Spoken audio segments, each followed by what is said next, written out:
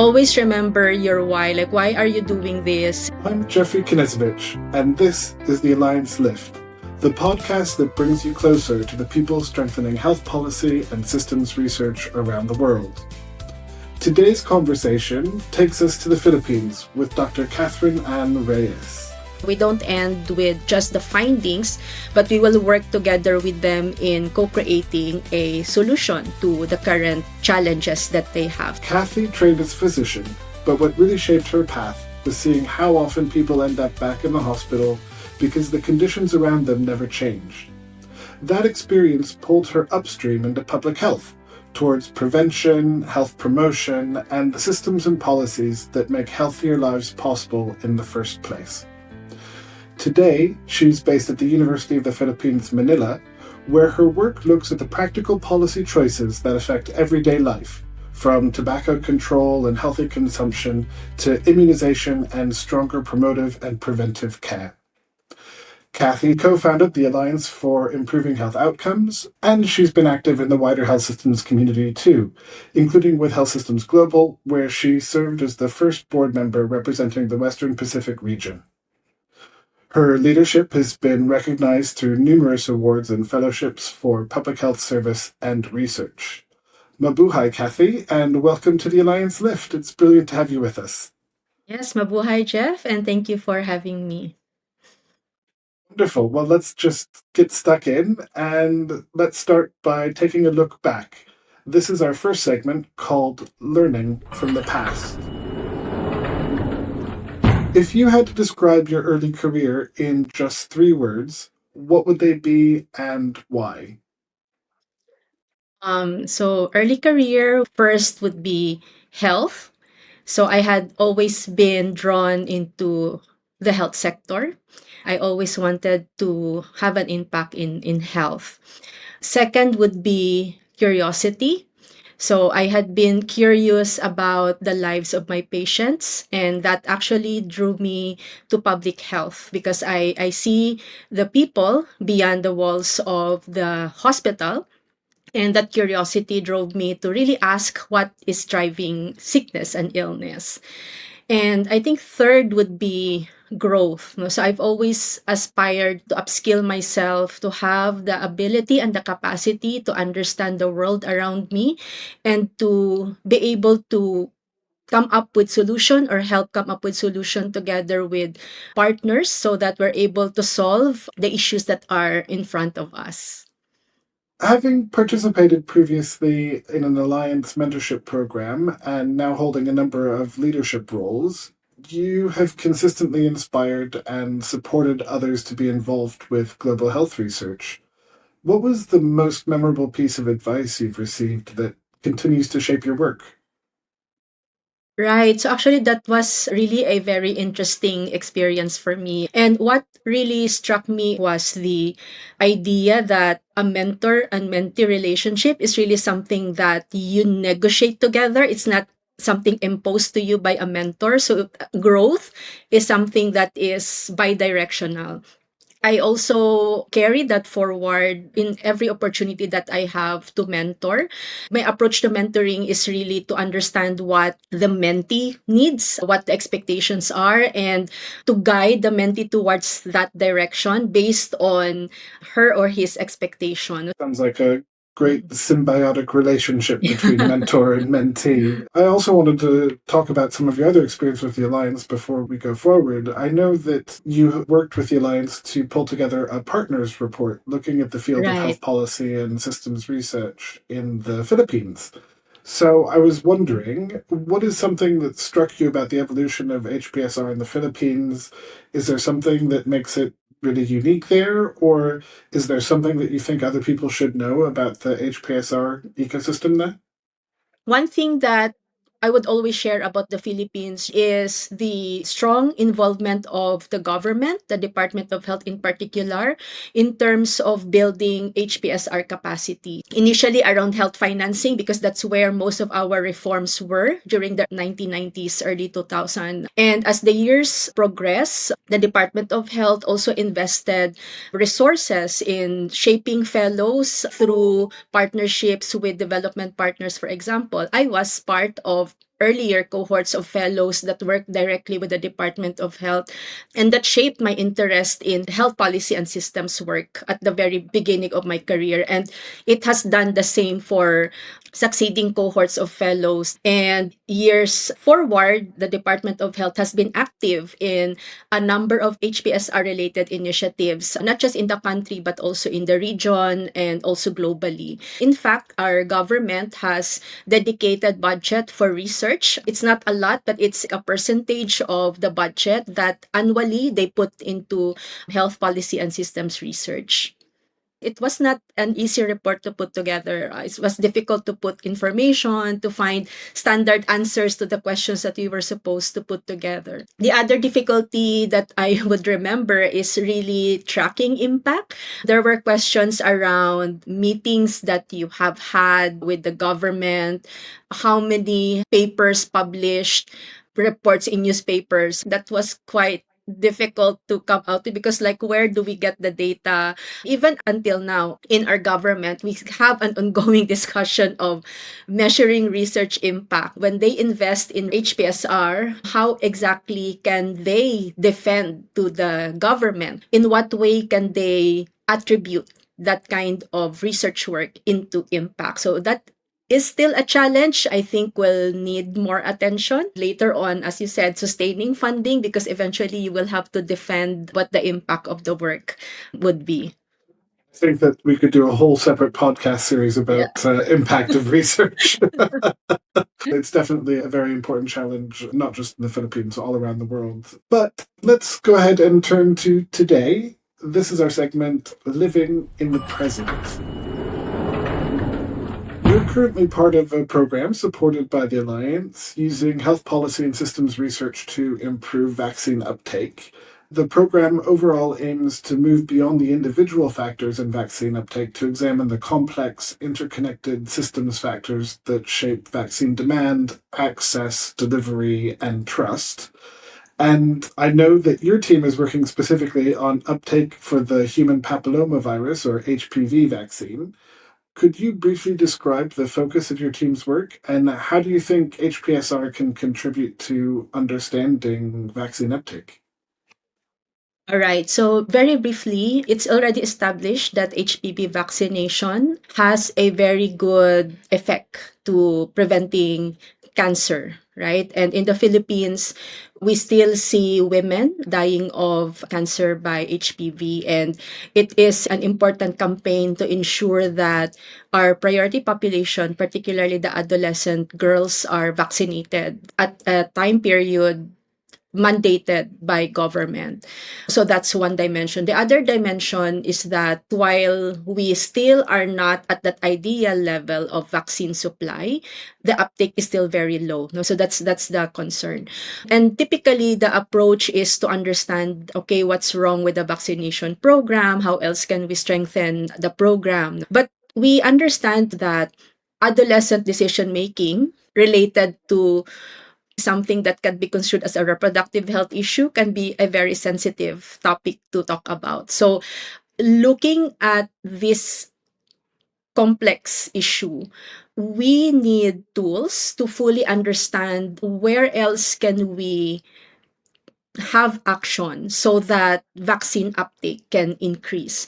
We need a deeper understanding of the social behavioral drivers at different levels of the health system. So we are particularly interested at the level of the community, because the vaccination campaign is actually done inside schools, and schools is outside of the health sector. So the vaccine is from the health sector, the delivery system is from the education sector. And there's also different dynamics between the two sectors. So it's complex, but it's not unsolvable. We just need the right tools to help us untangle the complexity and understand where can we act. Right? So health policy and systems research enables us first to have that paradigm, to see the problem in the context of a national system and also for local health systems. HPSR offers that framework to look at the problem in a more holistic and systems perspective. It also allows us to utilize different methodologies so that we can approach each complex question in a very systematic way. So, one problem, several questions, several methodologies. Our approach is really ensuring that the research is done within the processes of the current system. So we did not just design the research and implement it. We designed the research and at the same time, in the process of implementation, really engage actively and deeply with the different actors so that eventually, as we process the findings, our stakeholders will own and will recognize that that finding reflects the current reality, and then they can also participate in creating the solution. So part of our study is also co-creating the solution. So we don't end with just the findings, but we will work together with them in co-creating a solution to the current challenges that they have. You've touched on a few different things I'm curious to follow up on. And as you mentioned, one of the defining features of your project is that it's fundamentally co created with communities and other stakeholders. What does meaningful co creation look like in practice? When we were designing the project, actually, we spoke with government, we spoke with specialists to ensure that we are able to include current knowledge, current understanding within the sector. And when we do the data collection, we actually don't just gather the data and then leave, right? So we really try to understand how the local health system generates knowledge, like how do they look at research, who are the people governing after research work. We work closely with them. And later on, when we think of the solution, we look at the data together and then we process it together and try to come up with a solution that is workable within the context of a local government. The final component of that is we will also have a discussion around resources and how eventually the finding can be embedded in ongoing policy discussions, increasing the chances that the findings will really be utilized for more sustainable mechanism, like maybe a stronger policy or a stronger process down the line, even as the project concludes. Another thing that you touched on was that HPV vaccination touches on sensitive issues which can be difficult to discuss openly in many communities. How do you and your team approach these sensitivities in a way that respects cultural values while still creating space for honest conversation and informed decision making? That's a very important question. And that's something that we recognize front and center when we started the project. So, the very first thing is to really frame the project as an adolescent health project. No, so it's not just focusing on one aspect of adolescence. It's for their overall well-being. So we're not just looking at, let's say, reproductive health, but it's that everything that they eventually do will have impact on their health. So that's one active framing that we pursued really in our project and our communication materials. No? So second also is we listen. So we really consulted and asked what's the best way for us to present the issue to the community so that it's something that will not be alarming for them. Like, okay, we don't want to touch that particular topic or that particular work. So we also really try to listen and try to understand what makes it difficult in one context or the other. And I think very important is also to talk to the adolescents themselves, right? So try to understand also from their language. Are there things that they are more comfortable of in terms of like talking about this particular subject? So we tried to approach it in different ways, gather information as best as we could, and incorporate that in how we talk about the project, how we frame it, and how we situate the project in a positive way so that our stakeholders can connect to it and they see this as a positive move towards something that will really be beneficial for our adolescents. That's really interesting to hear. I'm a communications professional, so perhaps it's no surprise that I find framing really important. But I feel like that's one of those things, especially in the more research side of things, that's often overlooked. So it's really interesting to hear how central that is for the work that you're doing. But let's go ahead and shift to the future now. This is leveling up. Alongside the HPV work, you have a range of other interests and projects. What directions in health policy and systems research do you think matter most for the next few years? We will really need to move beyond what we know as the health sector. And I think we have been doing that already for quite some time. Those working to change policy and systems will have to be comfortable bridging disciplines and bridging sectors. Because right now, I think with the increasing challenges with our resources, there is really a need to think towards coherence and being wiser on how we steer the discussions to where funding, to where attention will go without compromising what's important to which sector. And that has been increasingly challenging lately, right? So because when you raise attention to health, you ask for more investments, that would probably mean lesser for environment, for example, if the conversation is not managed carefully. So I think very important role right now for HPSR practitioners is to really recognize that and to acknowledge that we need to do more work. While we understand the health space, we probably need to understand the sectors that closely interact with health, environment, now even like social work closely intertwines with health, and now even security, right? It also closely intertwines with health. And as a researcher, the other thing would be, of course, the development of technology. So right now we're really grappling with how to work well with like AI. Where do we draw the line, and how do we ensure that we use this ethically, especially that our research work eventually, when acted upon in decisions, have impact on millions of people. So I think those are like a few things that I personally I really need to deal with as a researcher and even within my team. And that means also in terms of skills, we need to recognize maybe new skills for our researchers in the future. No? So not just like the technical how to that we have now in HPSR, but again, crossing boundaries, dealing with technologies, for example, and really anticipating what the future could be or how the future could be and deploying our skills to help our health systems. So that was a big picture question. Here's maybe a more pointed question.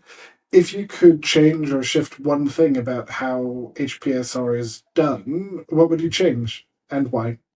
I think for me, just reflecting on how some of my colleagues would look at the field, I think making it simpler, because sometimes when people hear of HPSR, they think of it like it's an abstract thing, right? It's an abstract concept. And often you have that like question on their eyes, like, what's HPSR? So I think if we are able to maybe, I'm not sure if that term is correct, democratize it a bit or maybe simplify it a bit. Whenever I have the opportunity to explain about HPSR to my colleagues at, let's say, the local government, regional government, they are very interested because then they understand, okay, so this can be a tool to, provide evidence and all that. But it's only after a few conversations that they understand and then they become interested. At the first instance, it's very vague and all that. So if there's only one way to like really simplify it, I think for me that would really be good. So I'm not sure if we can ever have that. It sounds like being able to simplify and articulate what HPSR is a really important question, and maybe that's something that artificial intelligence can help us with.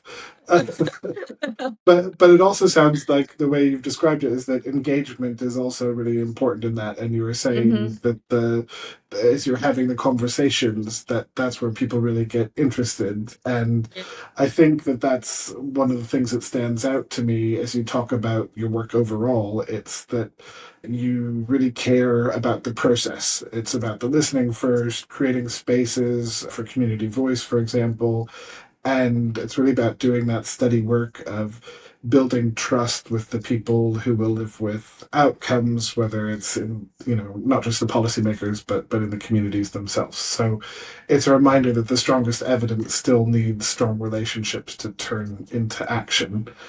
True. Yeah. Before we close, is there anything else that you'd like to share, a final thought or message for those engaging with this podcast today? I think really it's to encourage those who are curious and those who are really interested to help in the health sector to really look into research and how to utilize it as a tool for change, not just because you want to do research, but really look at it as a tool for change.